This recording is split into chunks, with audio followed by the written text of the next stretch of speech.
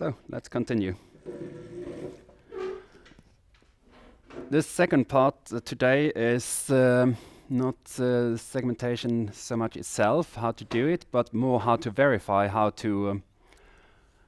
good the segmentation is, and also if it's not good, a way to clean it up. And yeah, here is something new. That would be this ROC curve. Is something we haven't used yet, and that is a module that we are going to load now. Otherwise, there is not so much new in here. So let's say we have an image like this, and we want to segment it. So this is the original. Now with the framework that is introduced by machine learning is that you should always have a ground truth that you can compare with and see how good you have segmented. And this is actually quite a messy image, and from that you should be able to identify these dots here as mitochondria and mark them up as foreground, and the rest in between should be the background. And what we want to do is to assign, so ideally only true positives and true negatives. That would be the perfect case, but as the segmentation methods are not perfect, we will also have false positives and false negatives, and they are less wanted because that would be a false positive would be that something outside of mitochondria will be classified as a foreground, and the false negative is that something that should be a mitochondria is classified as background. And as our segmentation method may not be so good, we have to do some kind of trade-off. How much false positive can we accept and how much false negative can we accept? And here is an example where we put a threshold on the image. So I plotted the histogram, put the threshold somewhere on a good or bad spot, can be discussed. It's actually beyond the separating valley. And with that threshold, I got an image like this, and comparing that to the ground truth, you can see that there is a lot of mistakes in this segmentation. And that we can check. So looking at the true negative, and there are some number of that. We have true positive, which is what we want. So these two are the ones we want, and then we have the false negative, and we have also the false positive. So there's a lot of false positive, but not so much false negative.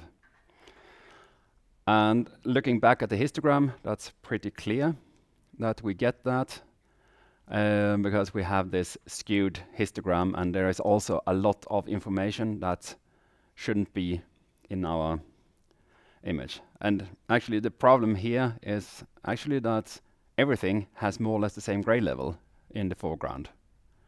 So we actually need something else, which we are going to look at next week.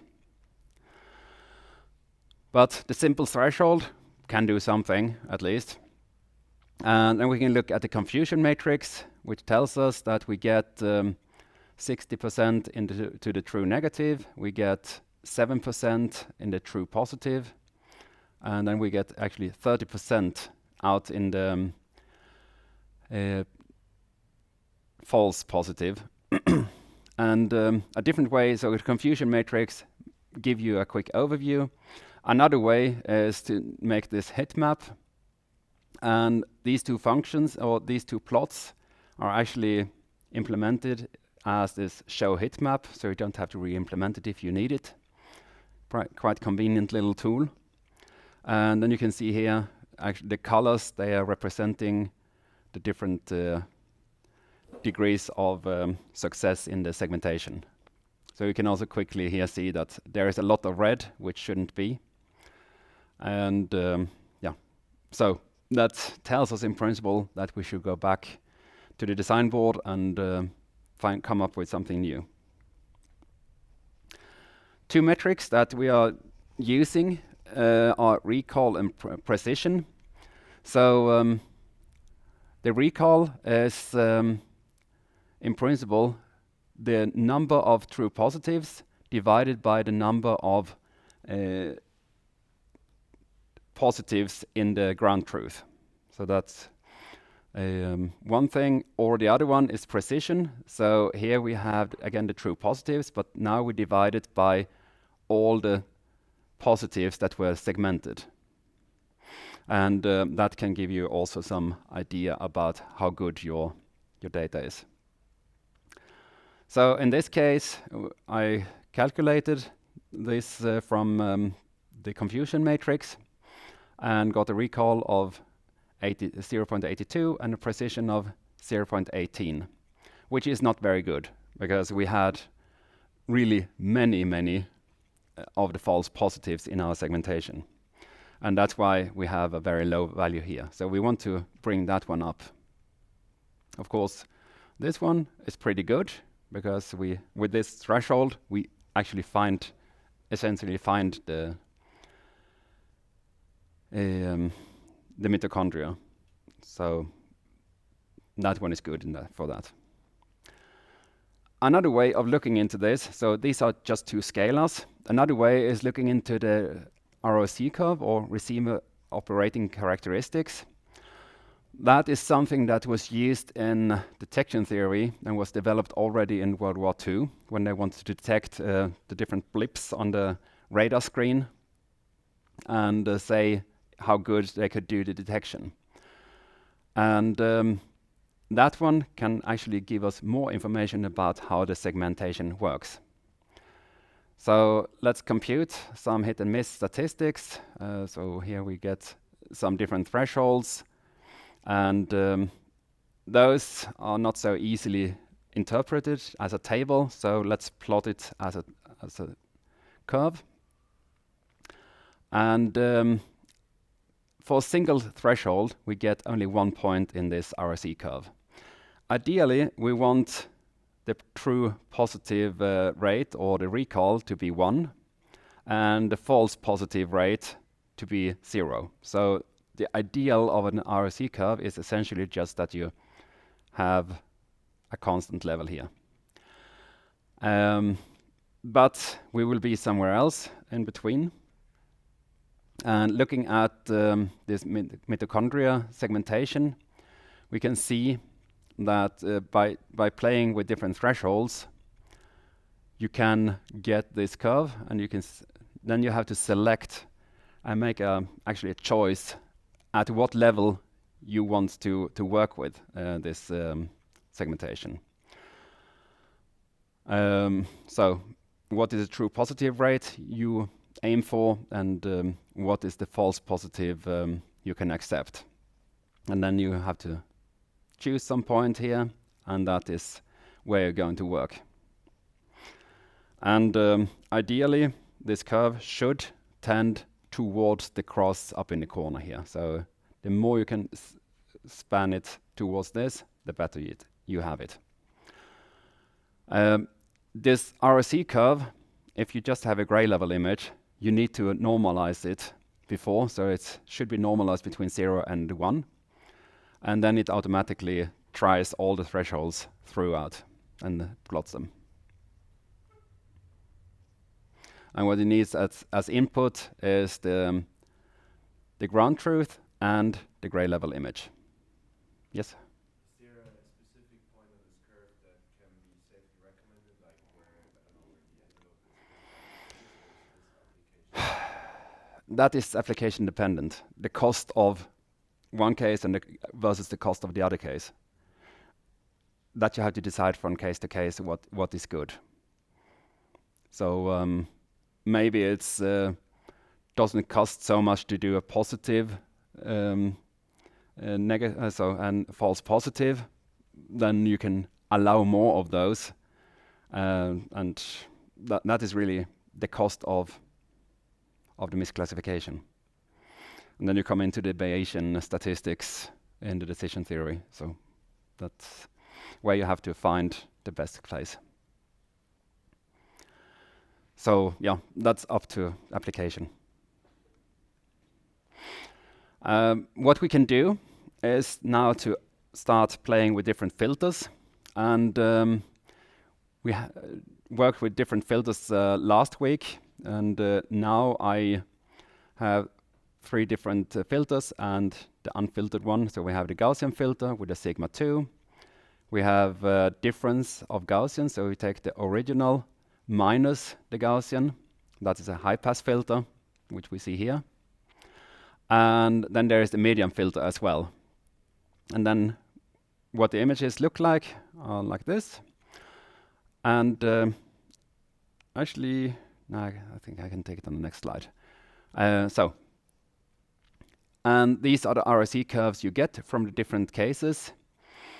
And appears that no filter is, well, not the best choice, apparently. So removing noise can have an impact on the segmentation. And the difference of Gaussian has a very weird shape. You see it goes up and down. And this line here, the black line, is the same as tossing a coin. So 50% chance of doing right or wrong. And you should be as far away from this curve as possible and towards this corner here. Going this way, then you should really reconsider what you're doing, because then you have a worse choice than what random choice would do. We can also see that the medium filter is improving a little bit and the Gaussian does the best performance. But still, these are curves and they're good to look at. But if we want to do this in a more automated approach, then we should better look at some kind of metric based on these curves. And what is used a lot in machine learning is area under curve. So we are computing the area under each ROC curve, and then we can see what the area is. And then we can optimize towards this as a single scalar value, which makes it easier to write an optimization algorithm. And yeah, this confirms that the Gaussian filter has the best performance for this segmentation. And that was one way how it's done actually in machine learning frameworks when you are evaluating. There are other things that you're looking for. In some cases, they're just looking at recall and precision as training targets. Other cases is area under curve. That depends on the application you're working at. There's a little bit experimenting what is the best choice for your optimization. Now, another case is segmenting multiple phases, because until now, we have only selected between background and foreground. But in many applications, it's not only a single phase, but it can be several. So in this case, it is an example of shale, so a piece of rock, and was measured with X-ray tomography. And we have 3 different phases here. We have clay, rock, and air. And these needs to be identified in this image. And looking at the histogram, it's not really easy to tell where you have the different classes.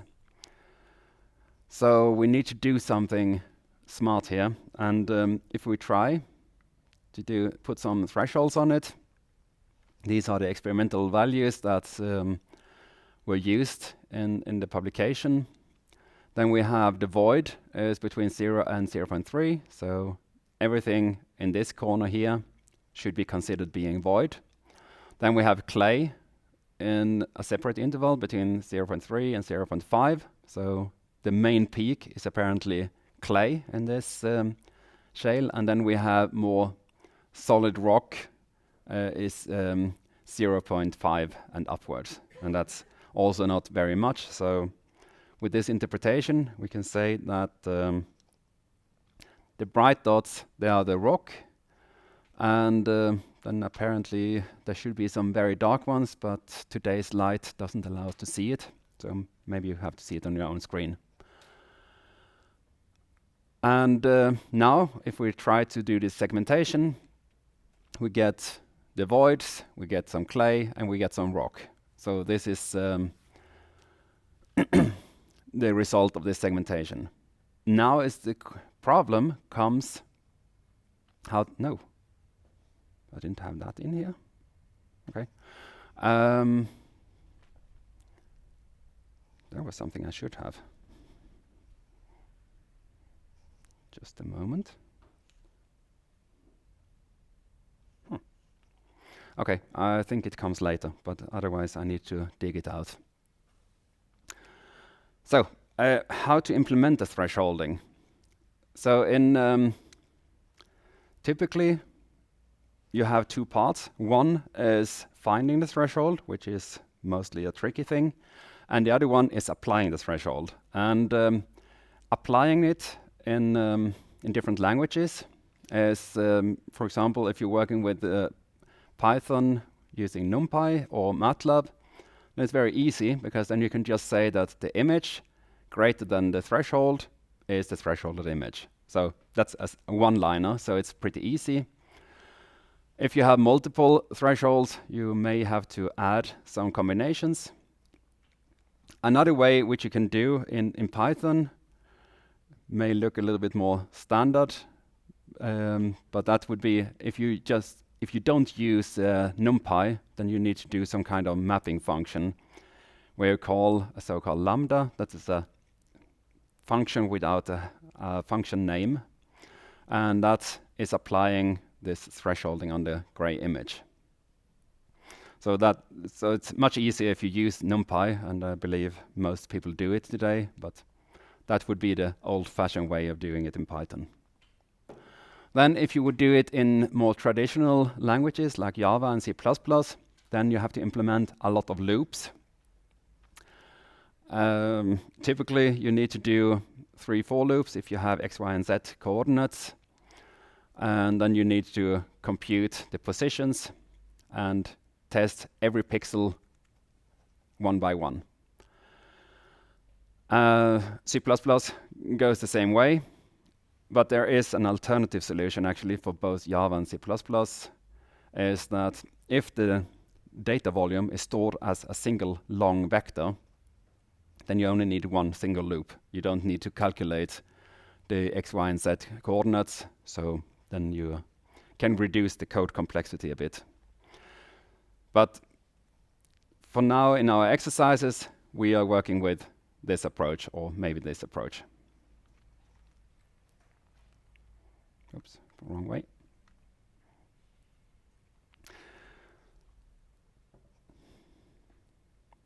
This is strange. Well, I need to look it up somewhere else in that case. So the next step I'm going to talk about is morphological image processing. And as we have seen, the segmentation usually doesn't do exactly what we want. So we have some misclassifications, if they are positive or negatives. It doesn't really matter, but we need to clean it up. So one way is to put some more effort into the segmentation itself. But the other one is that we can also actually filter the image for structures. And that is done by looking at the neighborhood around each pixel and do some search and replace operation. And this can be seen here. So we have done this cross again, which is pretty bad condition from this thresholding. And now we want to clean up this thing. For that, we need to look at different neighborhoods. So in 2D or 3D, it is in principle that you're looking for a single pixel, and then you look at the pixels around it. In the typical cleaning, we are often using just some kind of minimal box around, so we just take the direct neighbors, but we could also look at neighbors around. But the problem is that it can actually smooth out features. If we do too large neighborhood, then we could lose structures in that operation. And it's also quicker to do it in small, but we may have problem finding and filling large holes in the data. So size is something you have to experiment, what is actually what you can accept. And in the end, you can even pull the whole thing, the whole sequence through the ROC curve that you have segmented, and then you run some filters, and then you can see how well it performs under those conditions. The neighborhoods, we can use them for the traditional filtering. So we looked at convolution filters last week, and then for morphological operations, which I'm going to talk about soon. Also for component labeling and distance maps, and sometimes even tracking methods, but that is for later lectures in a couple of weeks. And in Python, we are talking about a footprint or SLM, which is the structure element. In 2D, we have typically two standard neighborhoods that we are using. One is the 4-connected, which is the central pixel is connected to 4 pixels. Or else we can also work with the 8-connected, then it's all surrounding pixels around the central dot. And of course, you can be very creative depending on what kind of structures you want to handle. So there are a lot of predefined structure elements that can be created in scikit image. So you have disk, and then you can say which radius in which and in which direction. You have the cross, just horizontal lines, vertical lines, maybe a star, octagon. So you can do different shapes, and that depends on what you're actually trying to fix and what structural changes you can also accept. In some cases, you may want to focus on only principal directions, like the horizontal or vertical, but mostly you want to have something that looks like a round neighborhood or even a squared neighborhood. In 3D, we have actually 3 different neighborhoods, but the typical ones that are used are the 6 connected, so you have the principal directions in X, Y, and Z, and you have the 26 connected. In between comes the 18 connected. I think, yeah, it's 18. That is in principle when you take out all the corners from this box here, then you have the 18 connected neighborhood, which is sometimes also used. The operations that we use with these neighborhoods are called erosion and dilation. Erosion is in principle shrinking the objects you have segmented, and dilation is growing them. And that is based on a hit and miss procedure with the structure element. So if the structure element touches the image object, then it will do either remove things or it will add more material to it. So here is an example. I have this structure, some fake structure that I built, and when I apply the 4-connected erosion to that, the only thing I have left are these things. So this one, for example, can perfectly fit this cross, but everything around it can't take it. So the only thing that is remaining from this island is just a single pixel. Dilation is going the other way around. So every time it makes a match or make contact with a pixel that is in the foreground, it plots in the whole structure element. And the effect you can see here, that it's actually bridging gaps here and here. It fills holes. So that would be the opposite of the erosion in that case. Here's a little bit the detail of what's going on. So looking at the dilation, you can see all these green pixels, they are added by the dilation operation. So if you look at, for example, this corner here, you can see that the cross is added, but some of it is actually inside the structure. Also here on this one, you can see that the entire cross is added. So it really fills up this gap. And for the erosion, you can see the same thing, that all the green ones, they are lost, and the result of dilation is this. So by applying these, you actually modify the structures very much, and mostly too much. So what we want to do is actually something that cleans up the image, but still maintains the structure shape. Because you see here, I reduce the area of this structure pretty much by applying the erosion, or I add a lot of area to this one when I apply the dilation. So what we can do instead is to use combinations of erode and dilate. So there are two operations which are combined, and the sequence is for the opening, you first erode, and then you dilate again to let it grow.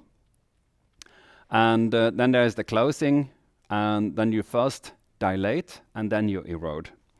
And looking at the sequence of images you get here is now that if you have the original here and do a closing, then you try to close holes and bridges, and that's exactly what happened here. And this is not far away from each other, these structures.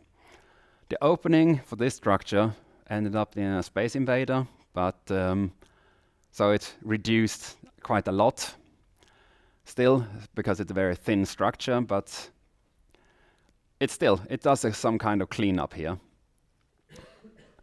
Usually it's even that when you do this cleanup operation, you can either choose to try to remove false positives or false negatives.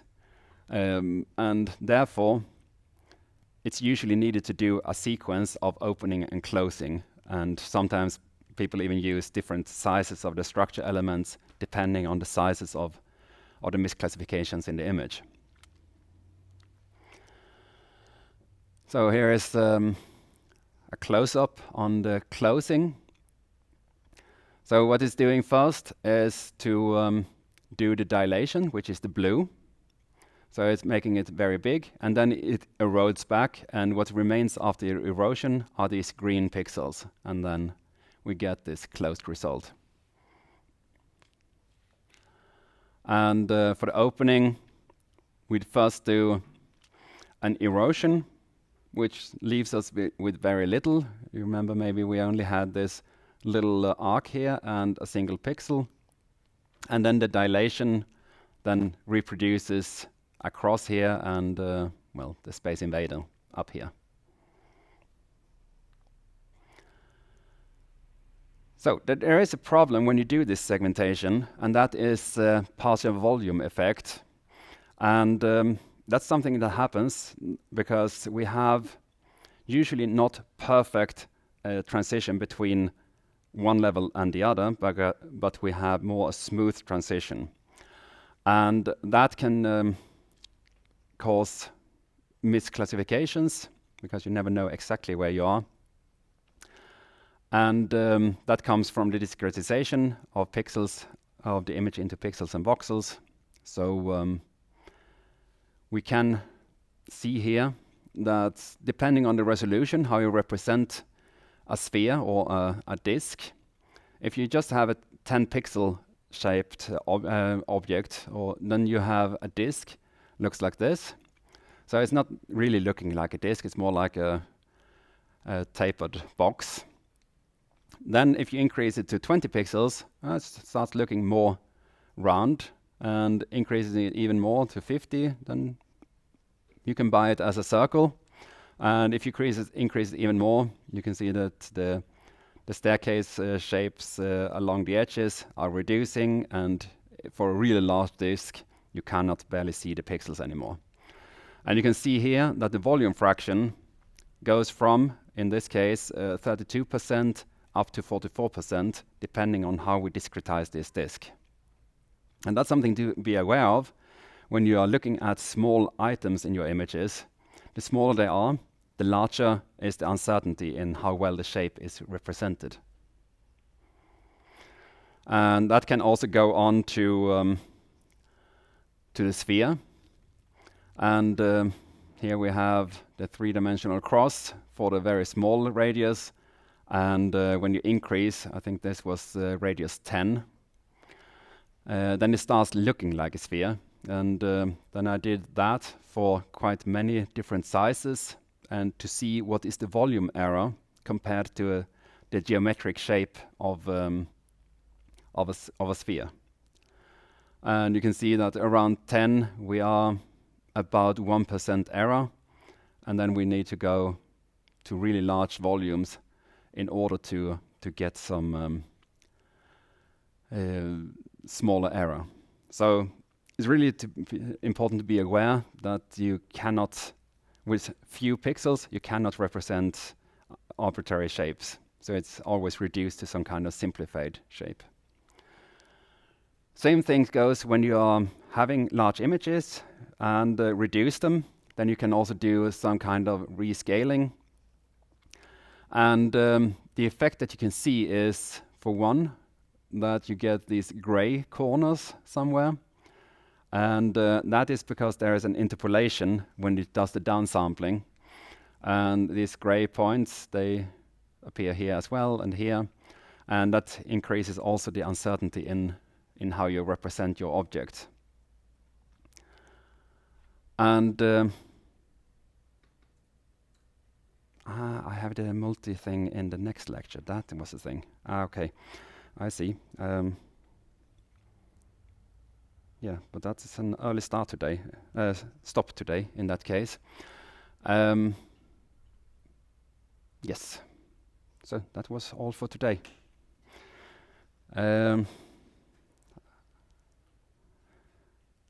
Unless there are questions, otherwise, I mean, I'm around.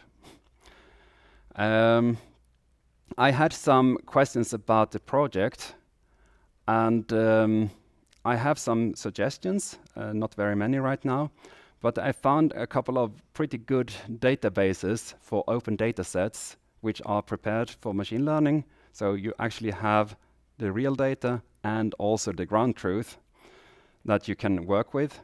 I will put them on the web page, and then you can dig around a little bit if you don't have your own data. And yeah, with that we can probably find some nice projects.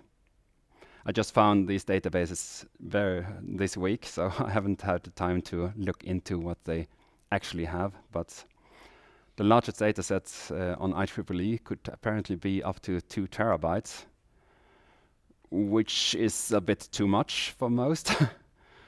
But there are smaller ones too.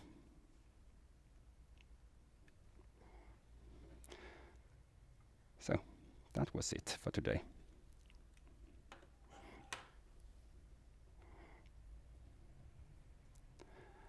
One more thing for the exercises.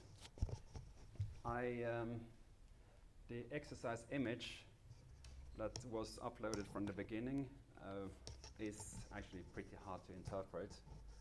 So Daniel, he updated, and I uploaded it on the web page, on the GitHub repository this morning. So for the exercise, please make a new pull or get the new image for that.